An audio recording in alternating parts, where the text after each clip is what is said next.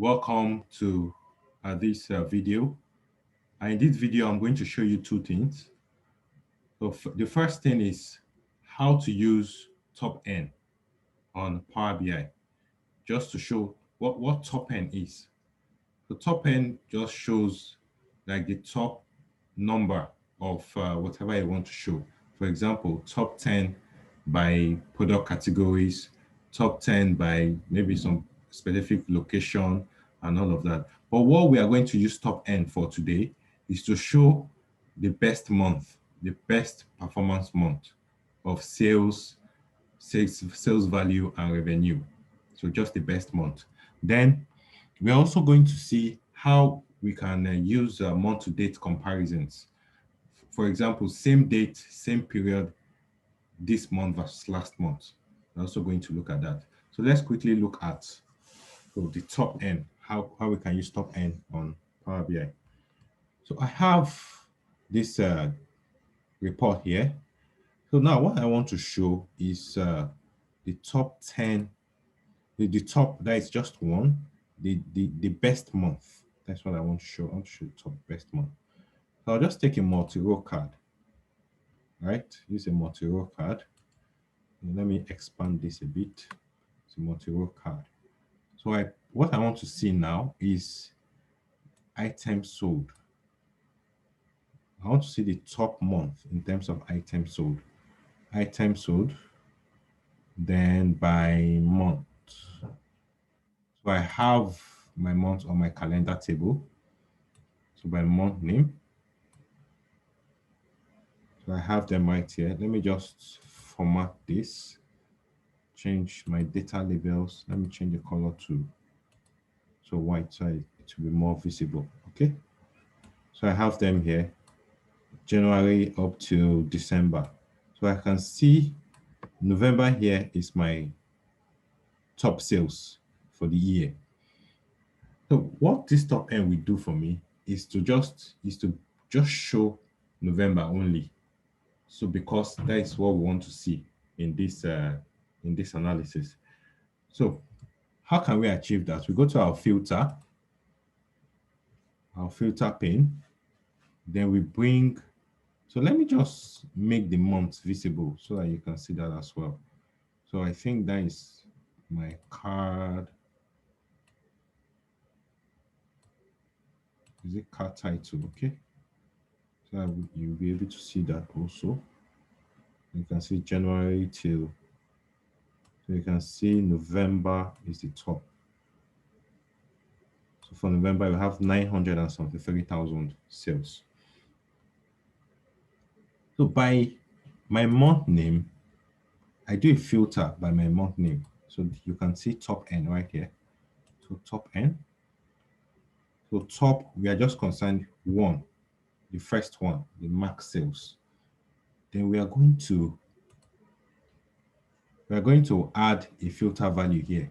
Our filter value in this case will be our item sold.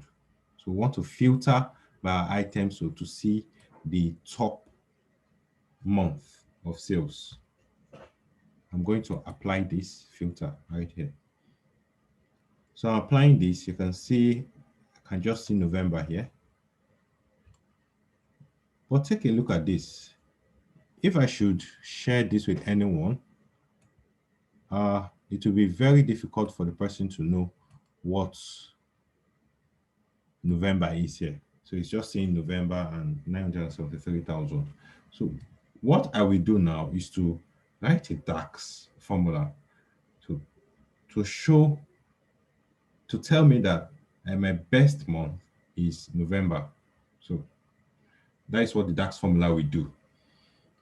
So now let's quickly write that. And it's also dynamic. This top N is also dynamic. If I should change, let me say, okay, I move these to, let me pick another supervisor. Let me say Patrick, for instance. Let's see what Patrick, well, what is Patrick top month?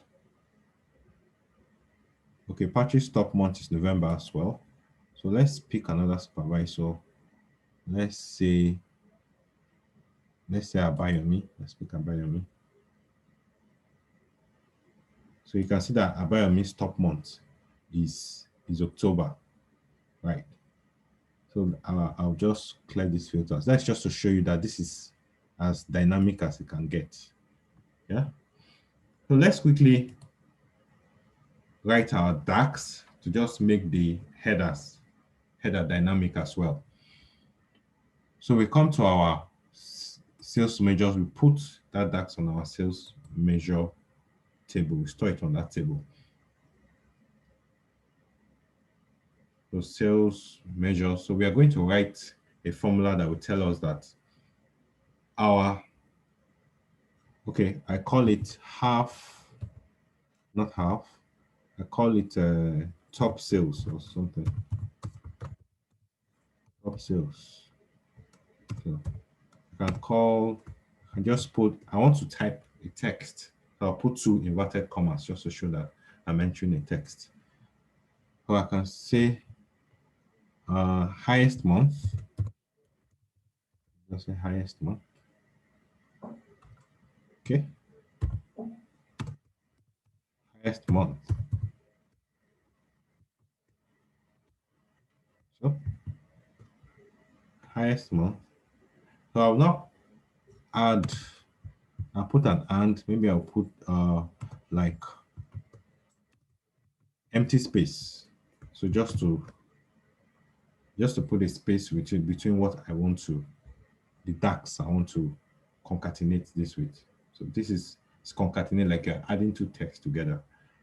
Then the DAX I want to write is selected value. Selected value. Selected value. Then my calendar date. Because I want it to display the best month. My calendar date, month name. So it just displays the month name.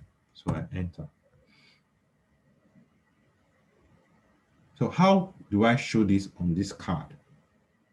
Because these 2 things are different entities. So I have to bring it into this card so that whenever the top end automatically picks the number, this measure automatically picks the name of the month.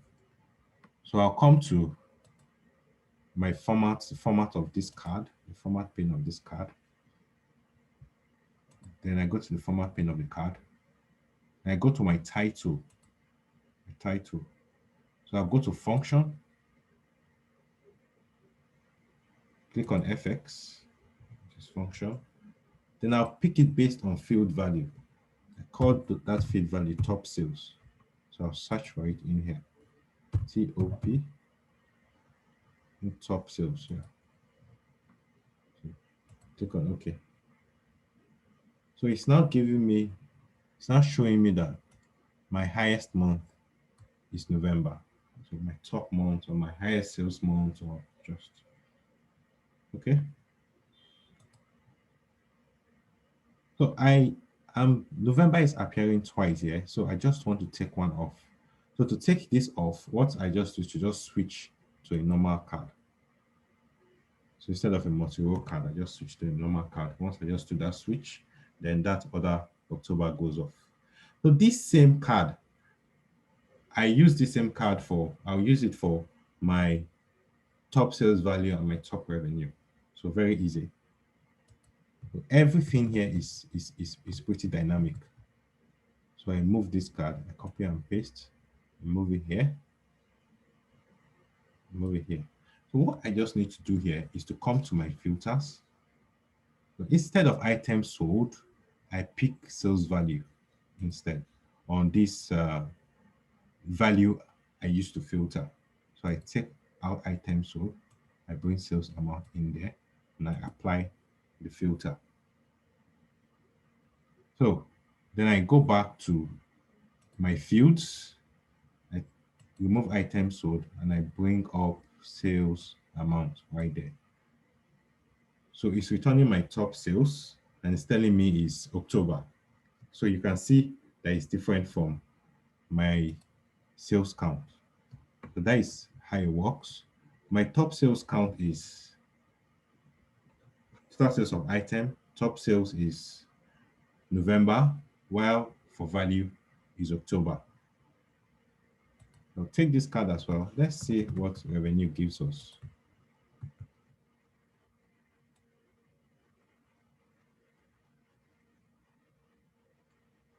Okay.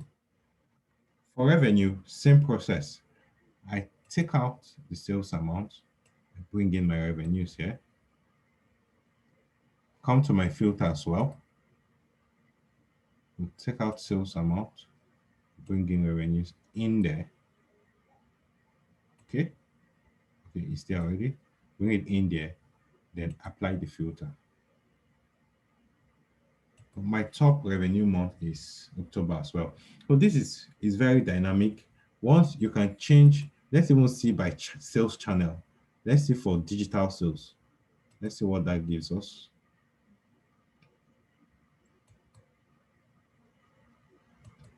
Okay, for digital sales, my top month is October all around.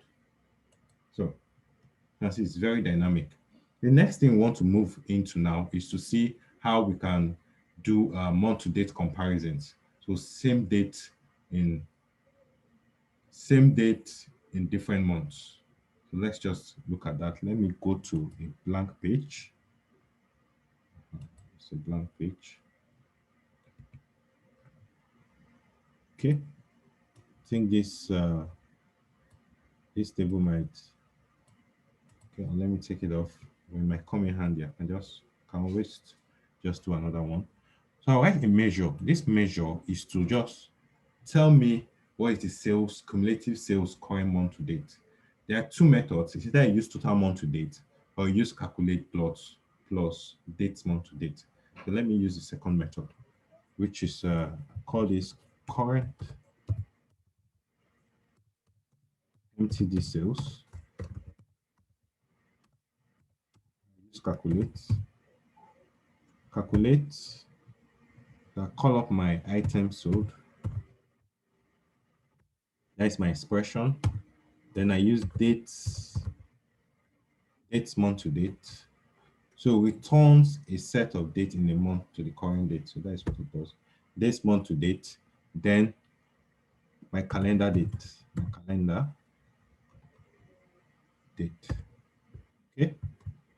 So this automatically gives you a current, the sales current month to date of a particular date range.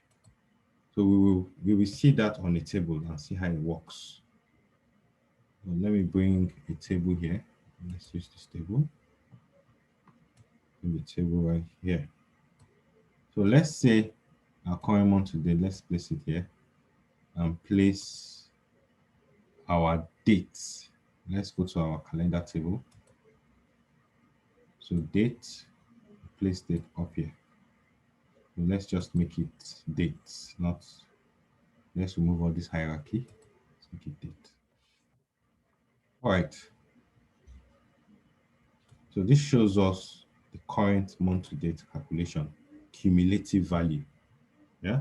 So like, for example, this is 596 is the sales for 8. Then this 15 is cumulative of 8 and 9. So let's even see what the previous month to date tells us so that we can compare. We'll write another measure, new measure. So we call this previous month to date.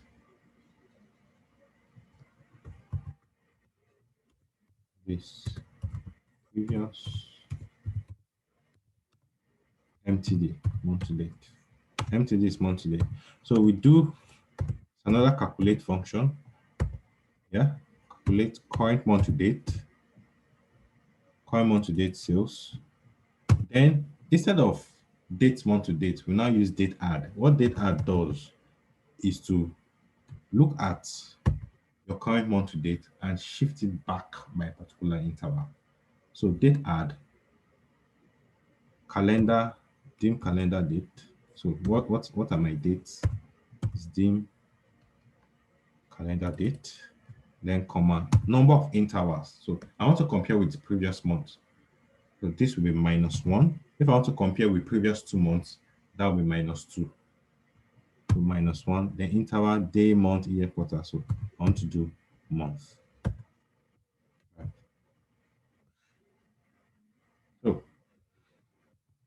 the bracket and enter. So this compares same period, previous month to date and current month to date. So let's just see that and just be sure. Previous month to date. Just place it here.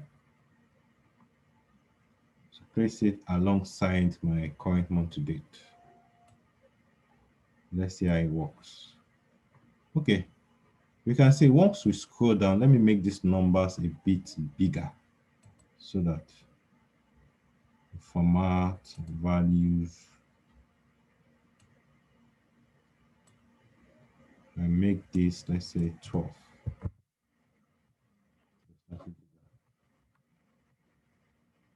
Okay. Let me just change my style. I prefer it none. Change it to none. Let's see. So when we scroll down, we can see that this 596 is the same number here, 8th of January. This is 8th of February. So you can see same dates. So to make this more clearer, so let's just use a slicer to do that comparison. Okay, so this has replaced that table. Okay, let's put a slicer on a different. Okay, let's put in date there. Okay, now I want to compare first, let me say 1st to 15th of December. Let's see what it will give us. Let's slice this further. Okay, this December 1st. I want to do December 1st. Okay, December 2nd.